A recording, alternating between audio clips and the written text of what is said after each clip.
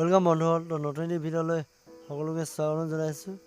তো আজি ঘৰতে আছোঁ, যিহেতু সেইবাবে ঘৰৰ ওচৰত জাষ্ট মোৰ পদূলিতে আৰু ৰাস্তাটো পকাই আছিল। তো আকৌ পুনৰবাৰ ৰিপেয়াৰিং আহিছে। তো এয়া ৰোলাৰ চলিছে। তো কাৰ্পেটিং কৰিবলৈ মাটি পেলাই থৈছিল। তো মাটিবিলাক কাৰ্পেটিং কৰিবলৈ যিহেতু সময় এতিয়াও আছে, তো সেইবাবে ধূলিবিলাক উৰি গৈ থকাৰ বাবে মাটিবিলাক তো নিয়ন্ত্ৰণ কৰিবলৈ পানী দি থকা হৈছে। তো এয়া দেখিবলৈ পাইছে, এই যানডোখৰৰ পৰাই পানী তোলা হৈছে। তো কেইবাজনো মানুহ দৰকাৰ হৈছে পানী দিয়াত। তো এয়া পাইপ লগাই কি সুন্দৰকৈ পানী দি থকা হৈছে।